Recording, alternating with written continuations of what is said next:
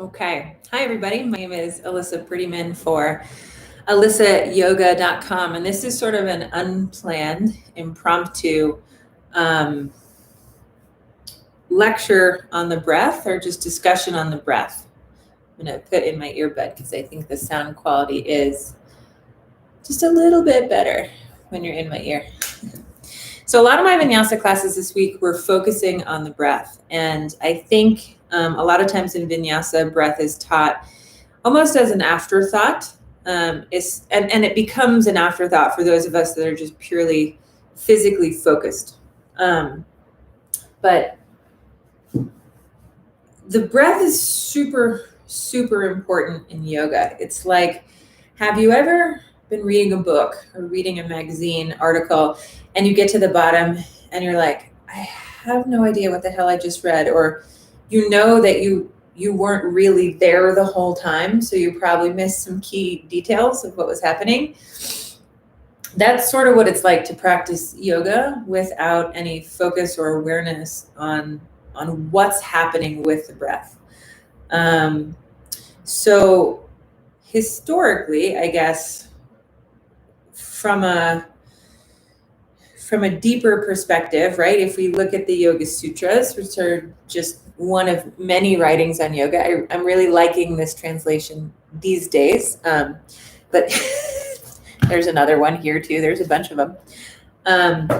If you look at Sutras 249 to 253, they talk a lot about pranayama. And if you're new to this idea of the sutras is sort of like a 4-section book, a 4-pada book, 4-leg book, that is the highlights of the teachings of yoga from the thousands of years before. And so in the second section, they're very short verses, verse 49 or thread sutra 249 to 253. They talk about the breath. And in the beginning, it says, pranayama is essentially managed and directed breath. Here's what it is. This is going to be an important part of your yoga practice. You need to understand this. And then it goes on to say that the breath can be long or short, held or moved in all of its 3 to 4 different places at various rhythms. And so when we think about pranayama, we understand that there's an inhale and there's an exhale. But there's also a space between the inhale and the exhale, the kumbhaka, the vichaka, the retention space. And each of these spaces feels a little bit different if you sit in it a little bit too long. The inhale causes your heart rate to increase ever so slightly as the lungs become bigger and they squeeze in on the heart a little bit. And if we understand sort of our structure, you have your diaphragm here and the heart sits like right on top of the diaphragm and the lungs kind of hug onto the heart on either side. So your breathing, the way that you breathe, influences the heart, diaphragm, the lungs, and the stuff below it and above it. So breathing is super important physically. But so yes, we have the inhale, which slightly upregulates, which slightly increases the heart rate. And you have the exhale, which slightly decreases the heart rate as the lungs release. The heart can beat a little bit slower, which is why in yoga, if we want to teach a down-regulating form of breath, we'll say inhale for 3 and exhale for 6. So now the exhale is longer than the inhale. The exhale, there's the pause, the retention, the kumbhaka.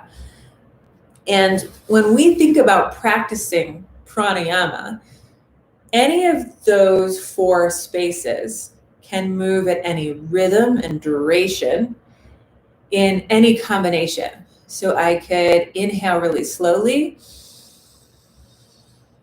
and exhale quickly. Maybe I'm really tired and I've been typing a lot, or I'm just kind of spaced out and feeling woozy. That would be a great way to breathe, right? Because I would be a little bit more upregulated. My heart would beat a little bit faster. And then I would exhale quickly.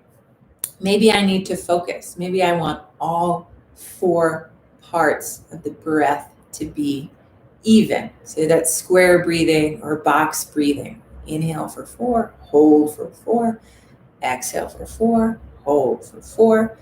And that can be great if you're really distracted in something that you're trying to focus on. I use it a lot to call people into practice, particularly vinyasa, because I don't want them overstimulated, but I don't want them sleepy either. I need you present. Okay.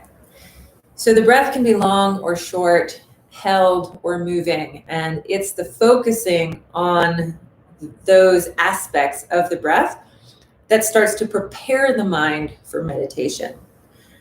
And the translations vary slightly as the sutras progress and talk about the breath. But once we get, and I think it's Sutra 252, says, once you've done the work to manage the breath, once the breath has become an integral part of your focus and your practice, then that which covers the light is destroyed.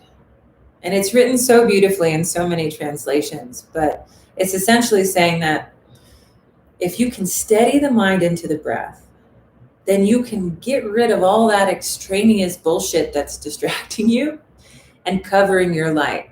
That's twisting up your thoughts and dragging them into the future that ain't here, or back into the past that ain't changing. Right? So if we can get here and we can use the breath as a tool to drag the mind into the present moment, then all the bullshit that covers the light is destroyed. And now we're ready for the deeper teachings, for the dharana, for the concentration, for the real steadying of the mind. So yeah, that's the pranayama. And if you are moving in vinyasa and it's just really aggressive ujjayi, like angry Darth Vader breath, not only is it not super good for your throat to constrict that aggressively, but you're missing out on a larger swath of practice that is available in yoga. So you can try alternate nostril breathing. You can try Vastrika breathing or Kapalabhati breathing. They don't really recommend those aggressive breathing techniques if you're pregnant, if you have low blood pressure, but yeah, you can try 3-part breath. Breathe mostly into the belly, a little bit into the chest, and a tiny bit up into the throat. So we fill from the bottom up and then empty from the top down.